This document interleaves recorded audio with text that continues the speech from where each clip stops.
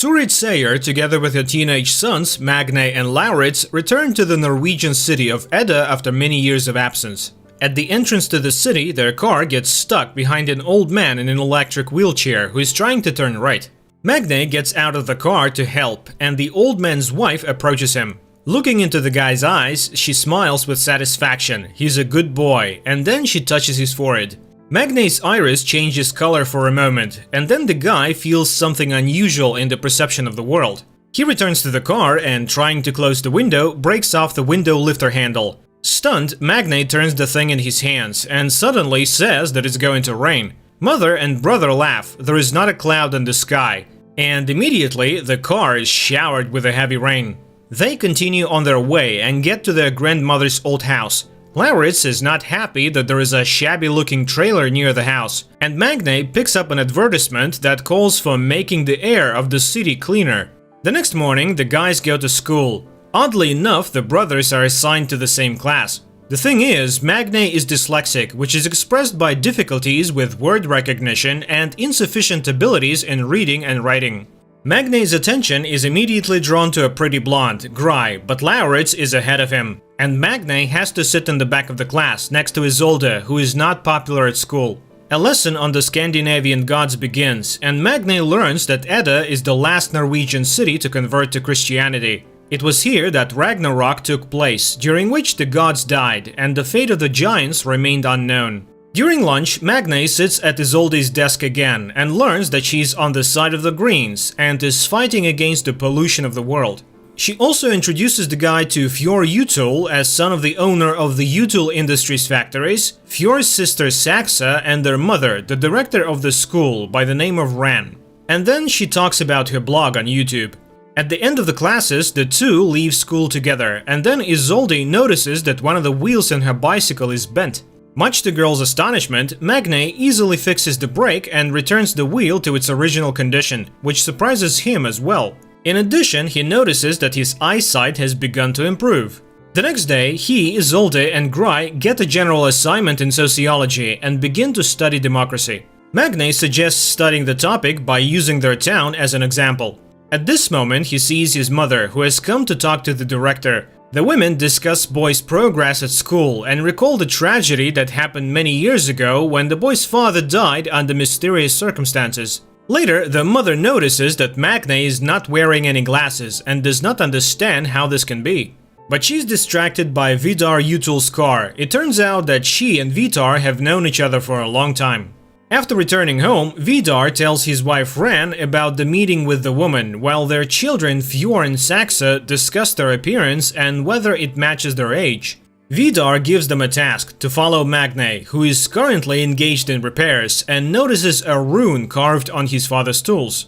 Later, the guy visits Isolde's page and looks through her materials about the strange death of the fish in the fjord. The next day, the girl invites him to her place and reminds him that he no longer needs glasses. While choosing water in the store, she explains to Magne that he can't drink tap water in Edda, and the store clerk suddenly warns the guy about the danger of the vernal equinox.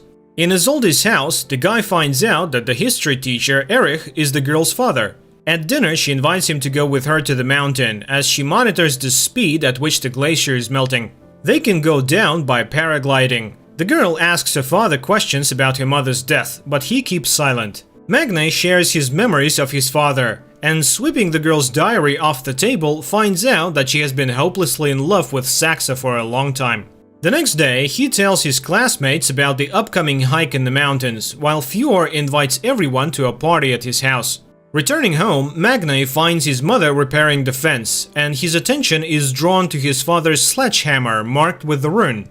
The next day, Magne and Isolde go to the mountains. Soon they reach a blocked bridge, but Magne resolutely steps over the warning sign. Suddenly, the boy gets a text that his mother is unwell. He hurries to the city, and Isolde goes on alone. Meanwhile, Vidar's car is driving along the mountain road. Stopping on the side of the road, Vidar goes outside, undresses, and starts hunting deer grazing on the mountain. With one blow, he kills the animal and rips out its heart. Meanwhile, Isolde reaches the glacier and sees her marks. She takes water samples and then notices the thawed entrance to the cave and photographs it. Once inside, she finds a door blocking the entrance to the depth of the cave. Standing over the fjord, Vidar eats the raw heart of the deer and emits a heart-rending cry, which frightens Isolde.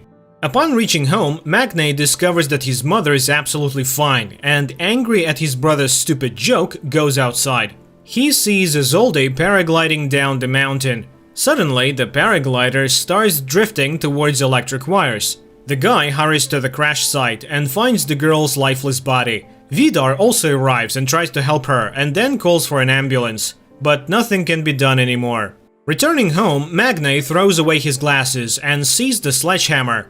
The distraught guy throws the hammer, and it disappears into the clouds, which are instantly covered with lightning. After everything that happened, Magne is taking the death of her friend hard and decides never to wear glasses again. The classmates ask a lot of questions about the girl's death, but he can't say anything definite. He enters the classroom and sits down at the desk whose second half is covered with flowers and burning candles. Ren makes an announcement that there will be no history class today, but suddenly Isolde's father enters the classroom. He cannot stay at home alone. The man asks the school not to cancel the vernal equinox holiday because Isolde would be against such a decision. Later, the police announced that the girl's death was caused by a thunderstorm strike to the dome of the paraglider. But Magne objects. Everything happened before his eyes, and there was no thunderstorm at that time. Nevertheless, the case is being closed. On the same day, Vidar asks Turid to get the insurance money for his car, which was smashed by some madman. And he sends the woman photos in which Turid recognizes the sledgehammer. She hurries home to ask Magne questions, but he himself is shocked by such an accusation. The guy calculates how far he threw the hammer, 1,537 meters. But this is impossible.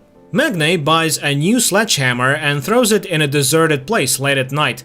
And then he calculates the distance, 541 meters, which is several times higher than the world's record for hammer throwing. Meanwhile, Vidar examines the sledgehammer, while Ren speaks about the experiences of the school children, who sincerely mourn the dead girl. And then the husband suddenly admits that he killed Isolde because she found the entrance to the cave. The woman gets angry. They agreed not to touch the children, but since it happened, they need to find Isolde's lost phone.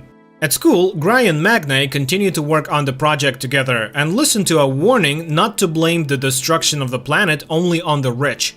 Later at home, sorting out his mother's things, Lauritz finds an old blouse. Magne invites Gry to work at his house, which leads to a heartfelt conversation about Magne's past. Meanwhile, Turid notices Erich in the store looking lost. She expresses sympathy, and the man is grateful to her for it.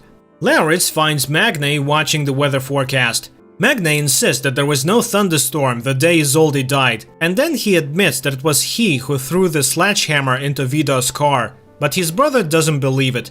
The celebration of the vernal equinox begins at school. The classmates show Saxa a photo of an improvised altar at the site of Isolde's death, while Vidar inspects this area in search of the girl's phone. He notices that Magne is visiting the place too. At school, everyone is shocked by the sight of Lauritz, who came to the evening in his mother's blouse and with makeup. The headmistress opens the evening and offers a moment of silence for Isolde. Saxa sings a song about her native land, which is interrupted by the appearance of Magne. Later, Lauritz advises his brother to forget about Gry, because Fjord is already hitting on her. Later, Lauritz starts hitting on Yakutu. Then the headmistress takes the two boys away. Magne sits down with Gry, but Fjord invites the girl to a dance, and the guy has nothing to do but sit and watch.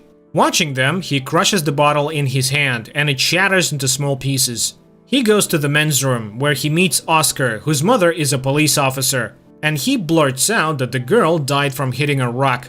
At this time, hot dancing begins in the hall, and Magne sees the headmistress surrounded by boys. Fjord puts on his music, and he and Saxa begin a strange sensual dance, to which Lauritz joins. The three of them squirm on the dance floor, much to the delight and astonishment of the crowd. Magne goes to Isolde's father's house and informs him about the change in the cause of his daughter's death.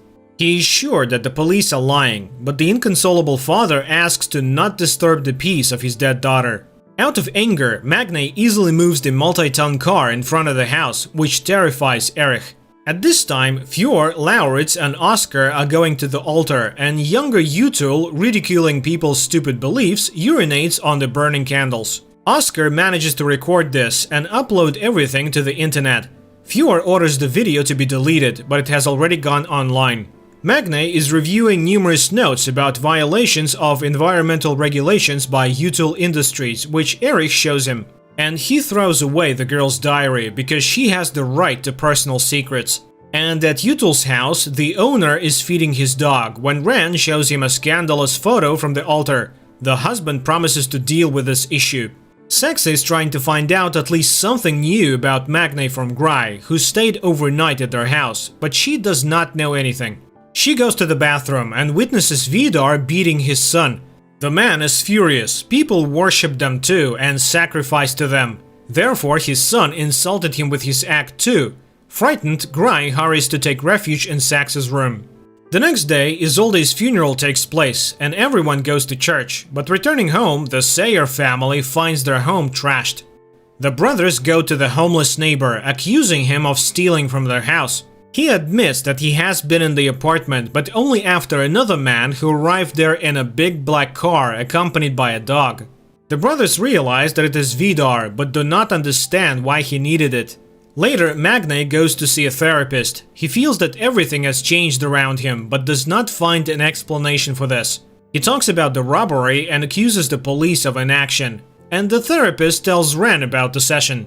Back home, Magne tells his mother about the conversation with the neighbor and blames Vidar, but Turid says that it's absurd and does not want to hear anything about it, especially since Erich has arrived. He hands Isolde's laptop to Magne because his computer is already failing. The guy searches the computer and finds data on changes in natural conditions in the vicinity of Edda. The same evening, Ren tells her husband about the therapy session. She is furious. Not only did Vidar break into Magne's house, but the guy's neighbor saw him. And now everyone can find out about this inexplicable case. The next day, Gry confesses to Fjord that she saw the beating, and it shocked her. But he changes the topic of the conversation. The girl agrees to ride with him, but Lauritz and Saxa are also in the car. Meanwhile, Magne is talking to a police representative again. He knows for sure that there was no wind that day, but the woman objects. He said that he got to the city in half an hour and no one can do that. The young people are driving along a mountain road and Fjord puts on a song in the ancient Icelandic language, which is surprising to Gry.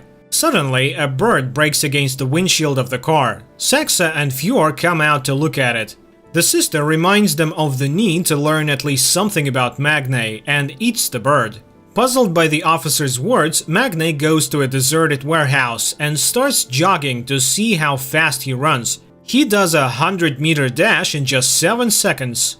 Meanwhile, Erich is given Isolde's jacket, which has traces of blood on it, and Vidar follows Magne and witnesses an accident in which the guy is hit by a snowplow. He joyfully announces to the family about Magne's death, who interfered with their affairs. Then Vidar confesses to the children that he killed Isolde because she found dangerous things hidden by them in the glacier. Ren reminds them of the danger they are exposed to by getting close to mortals. Meanwhile, the doctors at the hospital are perplexed. The guy who was hit by the snowplow has no injuries at all.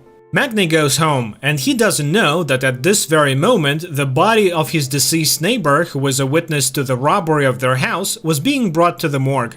At home, Turid thanks the gods for saving her child's life. And Magne makes another note: he is now also invulnerable.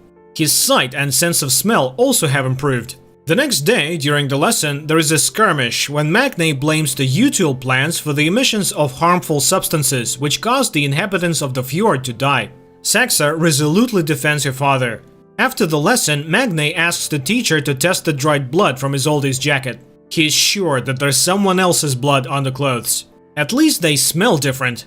The woman is surprised by his sense of smell and agrees to run the test. Later, Gry asks him questions about the incident. He shows her the jacket and asks her to smell it, but the girl does not detect the difference at all. In the afternoon, a group of classmates goes to a cafe, where Oscar breaks the news about Rand's behavior the previous evening, which he learned about from his friends. Saxa is outraged by the silly rumors and stirs the conversation towards Gry, who is still a virgin. This pisses Gry off, and she goes home, where she finds her father in front of a can of beer. The man is upset. The insurance company refused to pay him money for his sick lungs. No one sees the connection between the disease and the emissions from the util factories.